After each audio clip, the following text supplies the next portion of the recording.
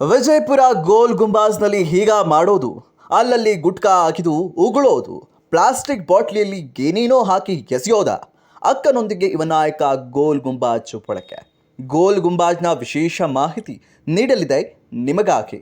ವೀಕ್ಷಕರೇ, ನೀವು ನೋಡ್ತಾ ಇದ್ದಾರೆ ಇವಾಗ ಯುವ ನಾಯಕ ನ್ಯೂಸ್. ಇವತ್ತಿನ ದಿನ ನಾವು ಗುಮ್ಮಟನಗರಿ ವಿಜಯಪುರಕ್ಕೆ ಬಂದಿರತಕ್ಕಂಥದ್ದು. ಗುಮ್ಮಟನಗರಿ ವಿಜಯಪುರ ಅಂದರೆ ಗೊತ್ತಾಗ್ತಕ್ಕಂಥದ್ದು ಎಲ್ಲರೂ ಕಣ್ಮುಂದೆ ಬರೋದೇ ಗೋಲ್ ಗುಂಬಾಜ್.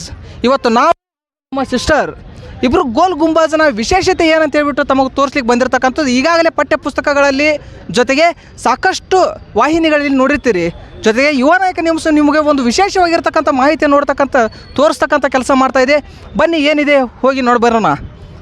ನಮ್ಮ ಯುವ ನಾಯಕ ನ್ಯೂಸ್ ವೀಕ್ಷಕರಿಗಾಗಿ ಅಕ್ಕನೊಂದಿಗೆ ಯುವ ನಾಯಕ ಎಂಬ ಶೀರ್ಷಿಕೆಯಡಿ ಪ್ರವಾಸಿ ತಾಣಗಳಿಗೆ ಹೋಗಿ ಅಲ್ಲಿಯ ಮಾಹಿತಿಯನ್ನು ನೀಡುವ ಸಣ್ಣ ಪ್ರಯತ್ನವೊಂದು ಮಾಡುತ್ತಿದ್ದೇವೆ. ಅದಕ್ಕೆ ವಿಜಯಪುರದ ಗೋಲ್ ಗುಂಬಾಜ್ನಿಂದ ನಮ್ಮ ಕೆಲಸ ಶುರು ಮಾಡಿದೆವು. ಗೋಳ ಗುಮ್ಮಟದ ವಿಜಯಪುರದಲ್ಲಿ ಸ್ಥಿತವಾಗಿರುವಂತಹ ಮೊಹಮ್ಮದ್ ಆದಿಲ್ ಶಾ ಸಮಾಧಿಯಾಗಿದೆ. ಇದು ವಿಜಯಪುರದ ಅತ್ಯಂತ ಆಕರ್ಷಕವಾದಂತಹ ಸ್ಮಾರಕ. ಇದನ್ನ ಮೊಹಮ್ಮದ್ ಆದಿಲ್ ಶಾ ತನ್ನ ಸಮಾಧಿ ಹಾಗೂ ಸ್ಮಾರಕವಾಗಿ ನಿರ್ಮಿಸಿದನು. ಅದರ ಕಟ್ಟುವಿಕೆಯ ಹೊಣೆ ಹೊತ್ತವನು ದಾಬುಲ್ನ ಪ್ರಸಿದ್ಧ ವಾಸ್ತುಶಿಲ್ಪಿಯಾದಂತಹ ಯಾಕೂಬ್. ಗೋಲ್ ಗುಂಬಾಜ್ನ ತಳಹದಿಯು 205 ಅಡಿಗಳ ಚೌಕಟ್ಟಿನಿಂದ ಕೂಡಿದ್ದು, ಅದರ ಸುತ್ತಲೂ ಇರುವ ಗೋಡೆಗಳು 198 ಅಡಿ ಎತ್ತರವಾಗಿವೆ. ಈ ಗೋಡೆಗಳ ಮೇಲೆ ಗುಂಬಾಜವು ಕಣ್ಣಿಗೆ ಕಾಣುವಂತೆ ಯಾವುದೇ ಆಸರೆಯೂ ಇಲ್ಲದೆ ನಿಂತಿದೆ. ಗೋಡೆಗಳಿಂದ ಸುತ್ತುವರಿಯಲ್ಪಟ್ಟಂತಹ ಗುಂಬಜದ ಕೆಳಗಿರುವಂತಹ ವಿಶಾಲವಾದ ಹಾಲಿನ ವಿಸ್ತೀರ್ಣವು 18, 33, 767 ಚದರಡಿಗಳು ಇದ್ದು, ಗೋಲ್ ಗುಂಬಾಜ್ ಜಗತ್ತಿನಲ್ಲಿರುವಂತಹ ಅತ್ಯಂತ ದೊಡ್ಡ ಸಿಂಗಲ್ ಚೇಂಬರ್ ಸ್ಟ್ರಕ್ಚರ್ಗಳಲ್ಲಿ ಒಂದು. ಇಲ್ಲಿರುವಂತಹ ಗೋಡೆಗಳಲ್ಲಿ ಪ್ರತಿಯೊಂದರಲ್ಲಿಯೂ 3 ಕಮಾನುಗಳನ್ನು ರಚಿಸಲಾಗಿದೆ. ಗೋಲ್ ಗುಂಬಾಜ್ನ ಮಧ್ಯಮದಲ್ಲಿರುವಂತಹ ಗೋಲಾಕೃತಿಯು ಶಿಖರವು ಯಾವುದೇ ಕಂಬ ಅಥವಾ ರಚನೆಯನ್ನು ಆಧರಿಸಿ ನಿಂತಿಲ್ಲ. ರೋಮ್ ನಗರದಲ್ಲಿರುವಂತಹ ಸೈಂಟ್ ಪೀಟರ್ ಬ್ಯಾಸಿಲಿಕಾದ ಟೋಮನ್ನು ಹೊರತುಪಡಿಸಿದ್ರೆ ಇದು ಪ್ರಪಂಚದಲ್ಲಿಯೇ ಅತ್ಯಂತ ದೊಡ್ಡದು. ಈ ಗುಮ್ಮಟ ನಿಂತಿರುವುದು ಪೆಂಡಾಂಟಿವ್ ಎಂಬ ತತ್ವದ ಮೇಲೆ. ಪರಸ್ಪರ ಕ್ರಾಸ್ ಆಗುವ ಕಮಾನುಗಳ ವ್ಯವಸ್ಥೆಯೇ ಈ ಡೋಮ್ಗೆ ಆಧಾರವಾಗಿರುತ್ತದೆ.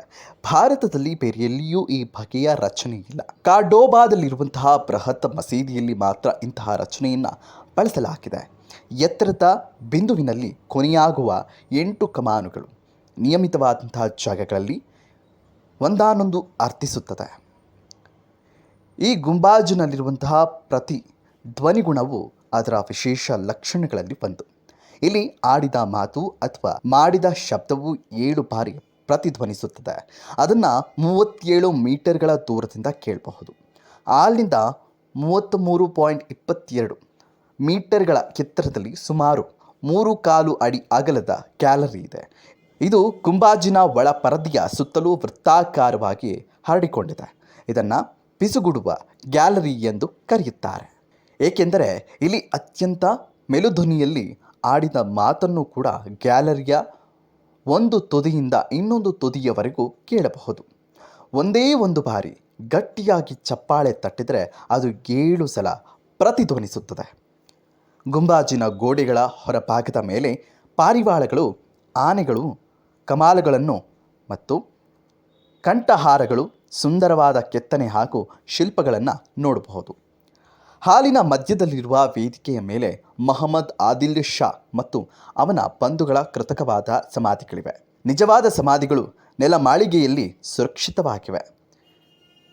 ಇವತ್ತಿಗೂ ದಿನಕ್ಕೆ ಸಾವಿರಾರು ಪ್ರವಾಸಿಗರು, ಶಾಲಾ ಮಕ್ಕಳು ಇಲ್ಲಿಗೆ ಬಂದು ಹೋಗ್ತಾರೆ. ತಮ್ಮೊಳಗೊಳಗೆ ಆನಂದಿಸುವುದಂತೂ ಸುಳ್ಳಲ್ಲ.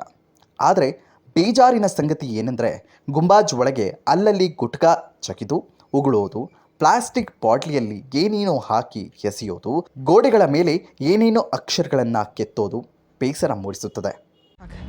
ನೋಡಿದ್ರಲ್ಲ ವೀಕ್ಷಕರೇ, ವಿಜಯಪುರದ ಗುಮ್ಮಟನಗರಿ ಅನ್ನಿಸ್ಕೊಂಡಿರ್ತಕ್ಕಂಥ ಗೋಲ್ ಗುಂಬಾಜನ ಒಂದು ಇತಿಹಾಸದ ಮಾಹಿತಿಯನ್ನು ಅದು ನೋಡಿ ಬಂದಿರತಕ್ಕಂಥ ನಮ್ಮ ಸಿಸ್ಟರ್ ನಮ್ಮ ಜೊತೆ ಇರತಕ್ಕಂಥದ್ದು ಯಾವ ರೀತಿಯಾಗಿರ್ತಕ್ಕಂಥ ಅನುಭವ ಆಯ್ತು ಅಂತ ಕೇಳೋಣ.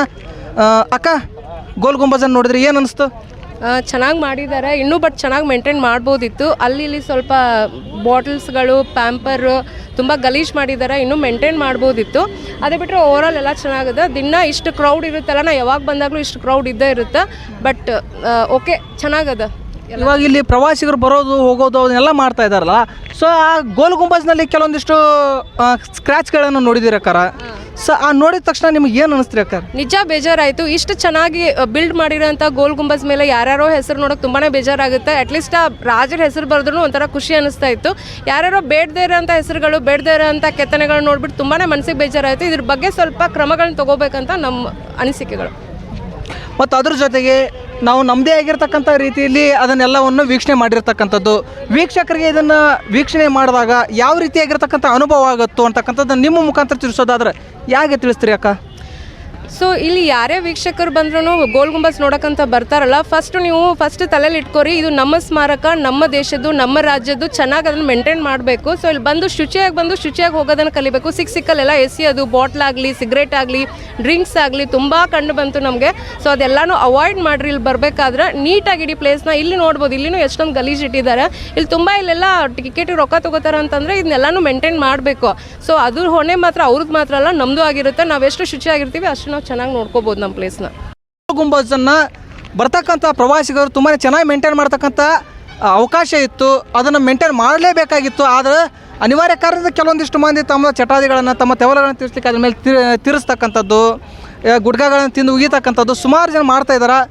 ಸೊ ಈ ರೀತಿಯಾಗಿರ್ತಕ್ಕಂಥ ಕೆಲವೊಂದಿಷ್ಟು ದುಶ್ಚಟಗಳನ್ನು ಕಡಿಮೆ ಮಾಡ್ತಕ್ಕಂಥ ಕೆಲಸ ಮಾಡಬೇಕು. ಅದ್ರ ಜೊತೆಗೆ ಮುಂದಿನ ದಿನಮಾನದಲ್ಲಿ ಮತ್ತೊಂದು ವಿಶೇಷವಾಗಿರ್ತಕ್ಕಂತಹ ಮಾಹಿತಿಯನ್ನು ನಿಮ್ಗೆ ಕೊಡ್ಲಿಕ್ಕೆ ಬರ್ತಾ ಇರ್ತೀವಿ. ಅಲ್ಲಿವರೆಗೂ ನೋಡ್ತಾ ಇರಿ ಯುವ ನಾಯಕ ನ್ಯೂಸ್.